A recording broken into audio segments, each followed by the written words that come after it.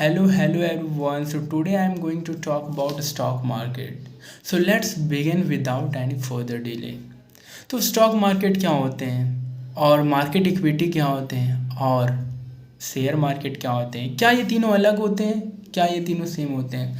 So this all are same, there is no any difference between them. लोगों को ये बड़ा डाउट रहता है कि ये stock market, share market, market equity ये तीनों अलग अलग होते हैं. नहीं, ये तीनों सेम होते हैं, कोई डिफरेंस नहीं होता है. अब बात करते हैं यार स्टॉक मार्केट क्या होते हैं. तो देखो यार, स्टॉक मार्केट एक वैसा मार्केट होता है जहाँ पे आप किसी भी कंपनी के शेयर्स को परचेस कर रहे होते हो. अब आप पूछो मैं क्यों परचेस करूँ किसी भी कंपनी का शेयर. तो यार इससे आपको बहुत फ़ायदा हो रहा होता है. अब जहाँ फ़ायदे की बात आती है वहाँ तो लोग इन्वेस्ट कर ही लेते हैं. तो यार यहाँ पे आपको मेजर दो फ़ायदा होता है.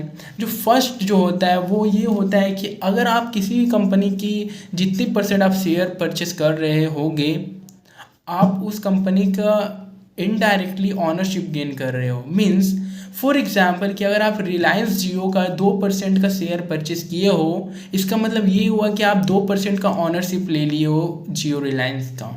फर्स्ट बेनिफिट ये रहा. और सेकंड ये है कि अगर आप उसके शेयर को परचेस करते हो तो अगर वो कंपनी प्रॉफिट बना रही होगी तो आपके भी अकाउंट में प्रॉफिट का कुछ पार्ट आएगा. लेकिन अगर वो कंपनी लॉस बनाएगी तो आपको भी वो लॉस का जिम्मा उठाना पड़ेगा. तो ये बेसिकली ये होता है फ्रेमवर्क स्टॉक मार्केट का. अब आप पूछोगे यार कि मुझे स्टॉक मार्केट में इन्वेस्ट करना है या फिर स्टॉक परचेस करना है तो मैं कैसे करूं.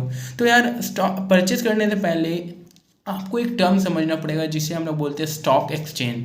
अब स्टॉक एक्सचेंज क्या होता है. तो स्टॉक एक्सचेंज एक ऐसा बिल्डिंग होता है या फिर कह लो ऐसा प्लेस होता है जहाँ पे आप किसी भी कंपनी के शेयर्स को सेल कर रहे होते हो या फिर परचेस कर रहे होते हो, उससे बोलते हैं स्टॉक एक्सचेंज. अब स्टॉक एक्सचेंज के दो टाइप होते हैं. First primary stock exchange and secondary stock exchange. Primary stock exchange वो स्टॉक एक्सचेंज होते हैं जहाँ पे कंपनीज खुद जाके कस्टमर को अपनी शेयर्स सेल कर रही होती है और यहाँ पे जो शेयर्स की जो वैल्यू होती है वो कंपनीज के द्वारा ही डिसाइड की जाती है.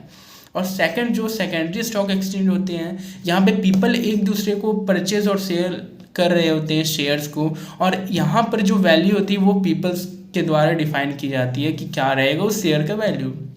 अब आप पूछोगे कि यार मैं तो ठहरा इंडिया में रहने वाला, तो मैं इंडिया में स्टॉक एक्सचेंज कंपनी है क्या कोई. हाँ, इंडिया में दो मेजर कंपनी हैं जिसे हम लोग बोलते हैं Bombay stock exchange and the second one is national stock exchange. There are 5400 companies are registered in Bombay stock exchange and there are 1700 companies are registered in national stock exchange. अब आप बोलोगे यार चलो मुझे ये पता चल गया स्टॉक मार्केट में स्टॉक खरीदना कैसे है. तो यार अब मैं खरीदूंगा तो उसी कंपनी का जो प्रॉफिट बना रही होगी, क्योंकि उससे तो मेरा ही फ़ायदा है.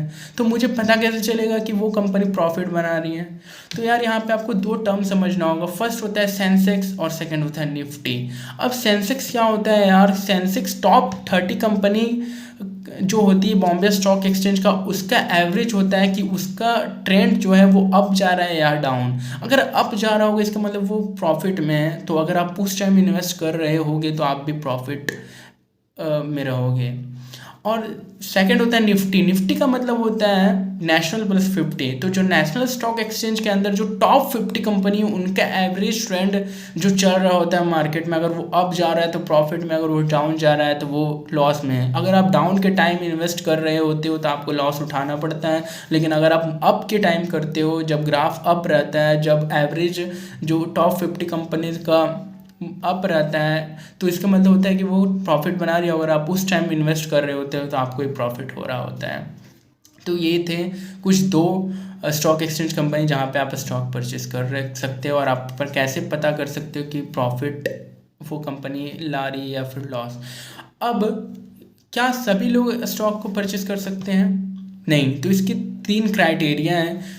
फर्स्ट, आपके पास बैंक अकाउंट होना चाहिए. सेकंड, आपके पास ट्रेडिंग अकाउंट होना चाहिए. और थर्ड, डीमेट अकाउंट आपके पास होना चाहिए. अब डीमेट अकाउंट क्या होता है यार. बैंक अकाउंट और ट्रेडिंग अकाउंट मुझे पता है, लेकिन डीमेट अकाउंट क्या होता है.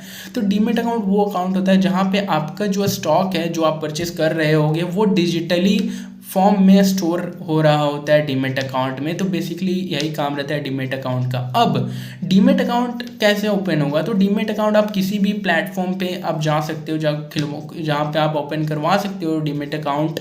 और डीमेट अकाउंट ओपन करवाने के लिए आपको मेनली पैन कार्ड का ज़रूरत पड़ता है और आधार कार्ड का। सो आप ऐसे स्टॉक मार्केट में इन्वेस्ट कर सकते हो और यही कुछ क्राइटेरिया थे, कुछ रिक्वायरमेंट थे जिससे आप स्टॉक मार्केट में इन्वेस्ट कर सकते हो। So that's it for today.